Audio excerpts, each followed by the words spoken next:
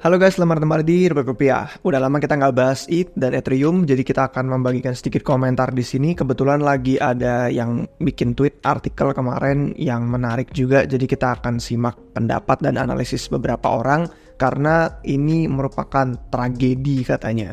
Jadi terlepas dari berbagai keputusan buruk, entah itu dari yang mungkin dibuat sama Ethereum Foundation atau rekan-rekannya, pokoknya ada alasan sih yang kita bakal bahas hari ini tentang kenapa Ethereum dalam tokennya si ETH itu kalau trading kayak terseret-seret. Di siklus ini tuh dia underperform dan dia bener-bener nggak sekuat, bahkan sama BTC aja kalah. Nah ini bukan dari sisi teknis, kita nggak bahas dari ekosistem Ethereum yang selama ini dari sisi modular apa segala macam ada banyak tantangan, itu udah beberapa video yang lalu kita bahas. Yang kali ini kita bahas tentang struktur pasar kriptonya. Kenapa orang nggak beli ETH? Kenapa orang nggak tertarik hold? Dan gimana dinamika antara retail kayak kita dan yang pemodal-pemodal Ventura, VC, atau institusional sekalipun. Oke, let's go.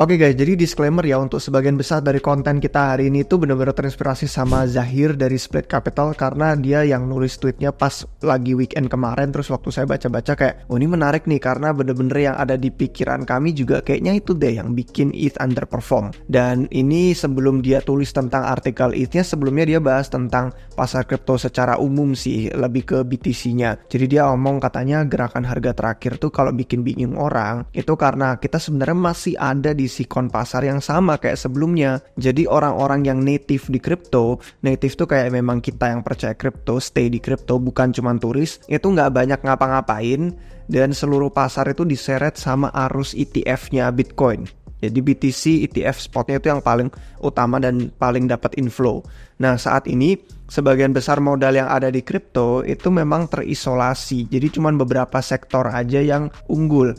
Kayak yang udah kita bahas di video sebelum-sebelumnya ya. Ini kita ngomongin soal altcoins, apakah ada alt season kayak segala macamnya. Dan itu kita udah tunjukin bahwa salah satunya ya kayak memes terus sama AI.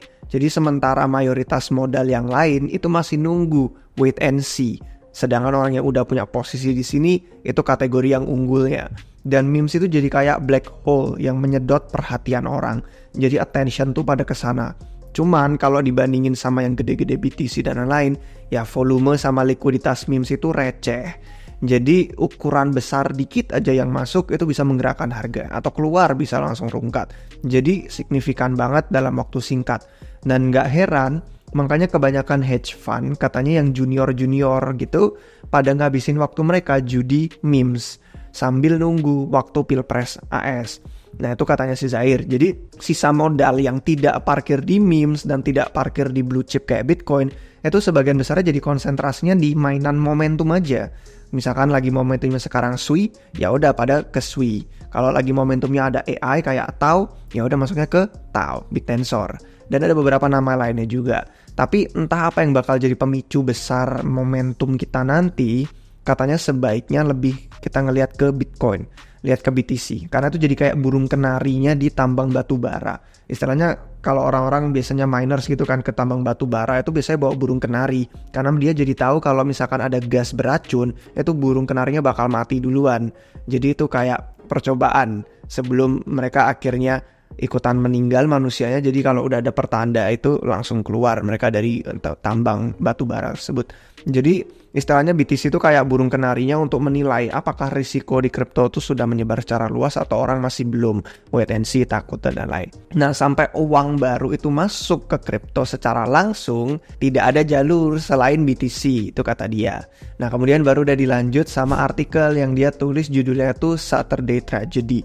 Jadi ini tragedi yang menyakitkan, yang mengenaskan tentang Ethereum. Jadi posisinya tuh dia jelasin ada 3 bentuk aliran uang yang utama masuk ke kripto. Yang pertama itu kalau retail kayak kita masuknya langsung ke exchange, ya masuk ke Binance, masuk ke Bybit, ke Coinbase kalau di Amerika Serikat, terus sama checks lokal. Nah itu kalau kita retail. Tapi kalau modal swasta, itu entah dia lewat dana yang liquid atau dia lewat ventura. Jadi lewat deals-deals private. Jadi biasanya ada lock, vesting segala macam. Terus yang ketiga, ada institusional. Dan ini pemain tradisional yang biasanya kalau masuk itu antara lewat ETF atau lewat futures kayak produk berjangka. Nah, untuk argumen di video ini, si Zahir tuh bilang katanya kita hapus yang retail ya. Karena retail itu yang paling sulit untuk diukur. Kayak kita tuh kan dibilangnya retail tuh belum masuk ke pasar. Belum ada yang berbondong-bondong FOMO. Jadi belum dunia mainstream tuh kayak misalkan nanya nenek kalian atau gimana pada ngomongin Bitcoin apa enggak. Nah kita bisa fokus jadi kata Zahir ke yang modal swasta sama yang institusional aja. Nah dia ngasih gambar chart. Dan ini gambar chart yang menunjukkan katanya kalau di tahun 2021 modal swasta itu yang terbesar karena euforia kripto itu narik lebih dari 20 miliar dolar arus masuk itu bersih selama tahun itu. Sekarang modal swasta jadi kayak venture capital, VC, hedge fund gitu-gitu katanya udah nggak jadi yang utama karena sejak kelahirannya ETF kendaraan investasi tradisional tuh jauh lebih gede saldonya. Mereka jadi pembeli baru di kripto yang lebih besar dari private capital. Dan tujuannya modal swasta di kripto ya kayak VC itu memang bukan cuma cari exposure kripto aja, mereka juga cari strategi yang lebih unggul daripada cuma buy and hold. Karena misalkan nih mereka dapat private deal gitu kan, lock, vesting kan cuma diem aja. Mereka cari kayaknya sejak tahun 2021 udah 3 tahun nih sampai sekarang belum ada yang unggul. Kemungkinan mereka dapat private deals yang jelek gitu kan. Mereka kemarin kebawa euforia aja masuk ke sebuah project gak jelas. Terus sekarang pas vesting pun juga underperform. Jadi ada sisa-sisa mabuk dari bear market sebelumnya. Akhirnya pada kapok partner-partnernya venture capital, limited partner istilahnya, LP-nya mereka pada kapok. Nah terus akhirnya sadar deh venture capital itu mereka gak bisa nunggu siklus bull, harus lebih aktif. Karena itu mereka mulai deh akhirnya jadi ngambil lebih banyak risiko di pasar liquid. Dan biasanya mereka lewat deal kayak Solana yang lock gitu kan. Terus lock Celestia atau Tia atau lock yang kayak Ton. Ya kan, itu narasi yang belakangan ini. Dan deal yang lock kayak gini tuh lebih menarik karena mereka jadi sadar ada dunia di luar Ethereum, di luar investasi ETH yang sebenarnya bisa bertumbuh, bisa dipakai. Market cap-nya juga cukup besar relatif sama itu, udah di kisaran miliaran dolar. Jadi perusahaan pada bisa membenarkan mereka investasi ke yang alternatif altcoin ini. Dan para investor juga tahu kalau semakin sulit ya sekarang ngumpulin dana, jadi mereka paham kecuali para retail tuh mulai kembali terus pada FOMO. Ya ini kan kelihatan dari chart yang dibagikan sama Galaxy Research tentang deal venture capital sama modal yang mereka investasiin ya makin seret gitu dari sejak puncaknya di 2021-2022. Jadi satu-satunya cara untuk dapat dana misalkan dari produk institusional yaitu yang bisa masuk ke Ethereum. Kalau venture capital yang nggak ada duit. Perhatian akhirnya mulai terpecah deh. Udah 3 tahun itu ya sejak puncak 2021. Terus ada ETF dari BlackRock namanya IBIT. Nah IBIT tuh mulai dapat legitimasi. Seolah-olah ini jadi kayak tolok ukurnya untuk kripto. Dan modal swasta jadi harus pilih tuh. Mereka mau ninggalin porto inti mereka yang isinya ETH semua, kebanyakan maksudnya, atau cari yang lebih berisiko. Atau mereka ngarep nih pemain-pemain tradisional BlackRock dan kawan-kawannya bakal masuk gitu kan ke ETF-nya spot Ethereum mulai menyelamatkan mereka. Nah makanya sejak itu jadi ada 2 kelompok nih. Ada kelompok yang jual Ethereum sebelum ETF, itu Januari sampai Mei 2024. Terus ada yang jual ETH setelah ETF, itu periode Juni sampai September 2024. Jadi sampai bulan inilah anggap. Dan kalau yang kelompok pertama, itu pilihnya udah keluar dari Ethereum karena pas akhir 2023 itu momentum Sol mulai gila-gilaan. Jadi mereka beralih akhirnya.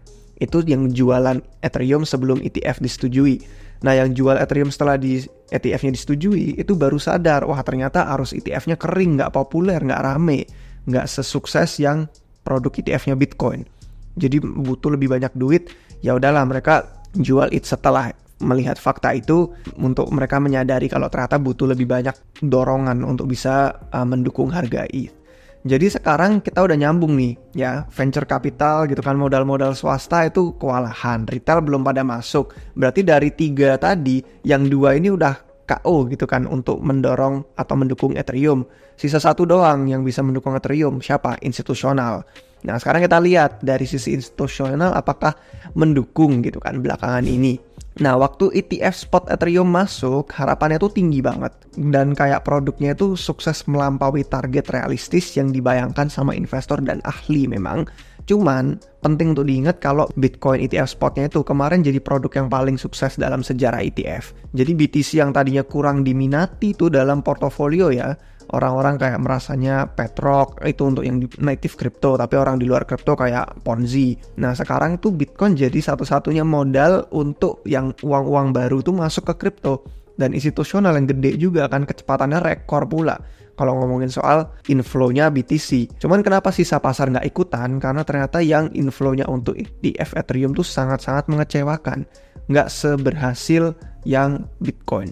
Dan karena orang yang native crypto nih ya, kayak orang yang memang sudah percaya sama kripto, retail yang pada stay di sini, dan venture capital yang udah lama pada nggak pegang Bitcoin, itu jadi nggak diuntungkan. Karena waktu institusional duitnya gede masuk untuk ngebit Bitcoin, pada nggak punya BTC. Jadi nggak ikutan naik, nggak ikutan terbang. Jadi nggak ada tuh persentase mereka yang profit dari sana. Mereka kemarin milihnya beratnya di altcoin, beratnya di Ethereum, jadi inti portofolio. Akibatnya waktu BTC digandrungin institusional, cuman sedikit orang di kripto yang akhirnya jadi orang kaya baru karena pada nggak megang Bitcoin, yang mana gelombang besar masuknya dari institusional. Jadi investor akhirnya ngelihat porto mereka bingung. Loh, kalau secara historis ya harusnya kan ini modal itu kalau berputar dari Bitcoin gitu kan ke Ethereum lalu ke altcoins. Ya gimana memutar ke Ethereum kalau pada nggak megang Bitcoin kan, jadi gitu. Akhirnya trader yang spekulasinya udah duluan ke Ethereum duluan, katanya potensi ETF-nya Ethereum juga besar, itu ternyata salah gitu kan. Sejauh ini salah. Jadi pasar akhirnya mulai tersebar, mencar-mencar daripada cari return yang gede-gede dari aset kripto lain. Dan itu udah akhirnya mulai kemana-mana. Jadi altcoins momentum sekarang, nggak ngikut yang kayak BTC, ETH, terus alt season. Satu persatu akhirnya orang tuh mulai cari yang risikonya lebih agresif demi profit. Aset apa yang dikorbankan untuk cari yang lebih agresif? Mereka belinya pakai ETH. Jadi yang dijual ETH, aset terbesar yang ada di porto mereka yang salah dari siklus sebelumnya. Jadi ETH akhirnya mulai kehilangan daya tarik mereka, kalah lawan Sol. Sol momentumnya gila-gilaan dan kawan-kawannya. Dan persentase lumayan tuh dari keuntungan itu akhirnya berputar ke memes. Sama kayak yang kita bahas di attention market, di video-video tentang meme coins, di video tentang Solana, kebangkitannya itu membuat orang-orang jadi pada mainan memes. Jadi itu kehilangan perhatiannya. Ethereum tuh mulai nggak diperhatikan lagi di kalangan investor yang tadinya secara historis memang mereka-mereka doang padahal yang beli ETH. Dan sekarang cuma mereka-mereka doang yang beli, nggak tertarik pula. Akhirnya ya bahkan pada saat masuknya ETF spot Ethereum, modal institusional jadi nggak begitu perhatian, jadi nggak masuk ke ETH.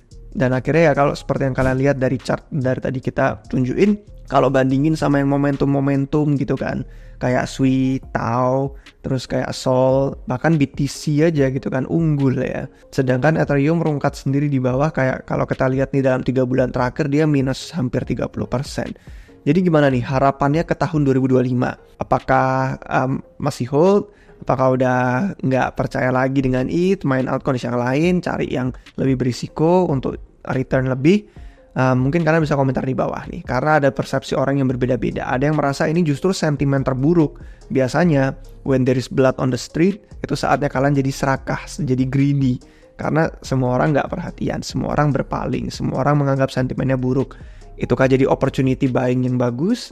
Atau justru malah ini pertanda kalau di pasar udah pada nggak suka Ethereum? Coba komen di bawah gimana menurut pandangan kalian. Menurut kami intinya Ethereum itu jadi kayak sindrom anak tengah, kayak di tengah-tengah dia, nggak masuk ke ekstrem yang dibenci atau disukain.